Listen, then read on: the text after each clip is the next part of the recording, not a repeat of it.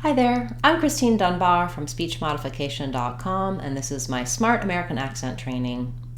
In this video, I want to look at some differences in intonation patterns for compound nouns versus nouns and verbs. So let's break this down and we'll talk about the sentence, does the bus stop here? Is the bus stop here? Did you get your haircut? Did you get a haircut? And we'll look at how those are different, bus stop versus bus stop versus bus stop. So let's talk about that. So in the sentence, does the bus stop here? We tend to stress the word stop. Does the bus stop here? Bus, stop, and here all get a little bit of stress because they're the important content words in the phrase. But this follows the regular pattern of stress, which is the last content word in the phrase gets the primary stress. So does the bus stop here? I rise up to show, because I'm doing a yes-no question, I'm going to say does the bus stop here? And then I rise also on here because everything after the stressed word also gets a rising intonation in a yes-no question. So here I'm stressing the verb. We have a noun, the bus, and whether it stops, the verb. Does the bus stop here? Bus is going to have a little bit of stress and a little bit of length compared to does and the. I'm not going to do does the bus stop, but does the is going to be very reduced. Does the bus stop here?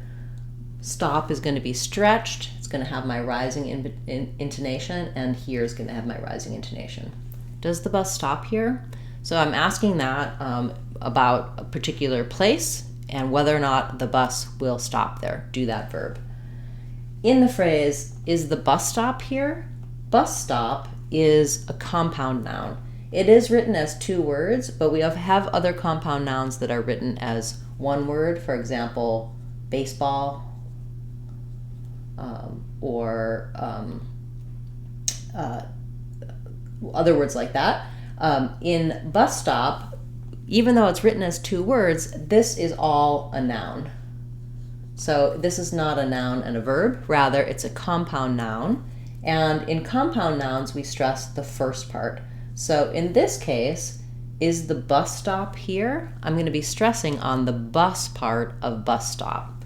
I do also stress the second part of a compound noun, baseball, bus stop. It's almost equal stress, but the primary stress and the length and duration lands on bus. So listen again to the difference. Does the bus stop here? Is the bus stop here? Bus stop. You can hear how the length on bus stop is stressed. So this is where, when we have compound nouns, often the error pattern that you might do is to stress on bus stop. Is the bus stop here? I hear this on, oftentimes on things like the phrase grocery store.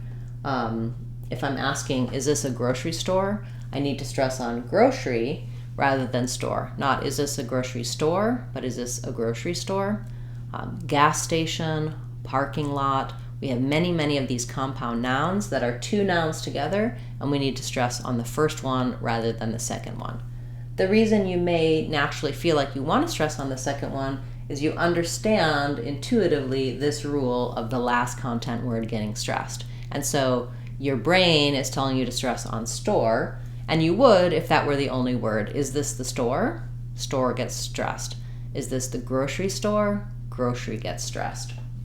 So it might seem sort of complicated. I'd say the best way to think about it is thinking about where you're lengthening, listening, and shadowing that. So let's do a shadowing practice. I'm going to say the sentence and pause and give you an opportunity to practice it with the same stress that I just used. So try, does the bus stop here? One more time. Does the bus stop here? And now let's try the next way. Is the bus stop here? Try it again. Is the bus stop here? You might find this is the one that you actually need to practice and repeat more. This one might come more naturally to you. Let's look at another example of a noun verb versus compound noun. So In this phrase, did you get your hair cut? Did you get your hair cut?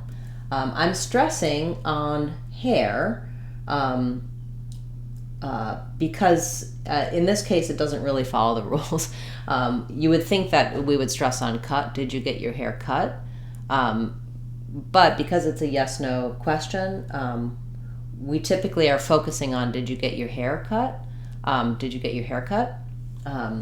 We're rising up on hair. It's longer, and cut is also longer. Did you get your hair? Did you get your hair cut? So this is when it's noun. Your hair was cut, the verb. And you notice we say, did you get your hair cut? This is a possessive pronoun that modifies hair. Did you get your hair? So if I said, for example, did you get your fingernails polished? Did you get your skin washed? Did you get your etc.? It'd be a noun and a verb. Did you get your hair cut? It's a noun and a verb. Versus, did you get a haircut? Did you get a haircut? We're stressing in the compound noun, main stress on hair. So haircut versus haircut. There's a pause and a break here. All right, so it's the same phenomenon as bus stop and bus stop. Did you get your hair cut? I'm rising up because, again, it's a yes/no question, which means a question that can be answered with yes or no and doesn't have the question word. It uses putting the verb before the noun, did you, rather than you did. If I asked, for example, where did you get your haircut? Where did you get your haircut? I wouldn't need that rising intonation on hair. I only use the rising intonation for questions that are answered with yes, no. Otherwise, they follow the normal pattern of a falling off at the end of the phrase. Where did you get your haircut? Haircut falls. Did you get your haircut? Did you get your haircut? Good. So, and then in this one, did you get a haircut? Haircut. We're rising on both, but there's no break in between. So, did you get your haircut? Did you get a haircut? Haircut. You can hear how it's a little bit shorter and faster on the word haircut. Okay, good. So again, let's practice with shadowing so that you can have an opportunity to practice both of these phrases. Listen to the differences. First we'll do, did you get your hair cut? Did you get your hair cut? And now try, did you get a haircut? Did you get a haircut? So notice on this one, both of them really, did you get a, is really compressed and linked. Haircut is really much longer. It's the stressed part of the phrase. So did you get a? You can hear how did you get a. I can keep the exact same pronunciation of this. Did you get a? That's the way I typically do it. Did you get a? It does flap that T. Did you get a? Sometimes people will do did you get a, where it turns more to did ya. Did you get a? Also correct pronunciation, just another way of reducing and linking. Did you get a, or did you get a? So sometimes when the D and y combination come together, in fast speech, people will change that to a j sound. Did you get a? Did you get a? Or did you get a? And yeah, same thing can happen in did you get your hair cut, or did you get? So a lot of different details here on how we connect these fluently, what's happening in terms of the rhythm, and just the general difference between a noun plus a verb versus a compound noun. The thing to watch out for is those compound nouns that you don't want to stress on the second. I don't want to say, did you get a haircut, but a haircut. Did you get a haircut? My stress and my rising up happens on the haircut. Let's listen to this in a phrase that's not a question just so you can hear that as well. So for example, let's try, I saw the bus stop. This one is very clear.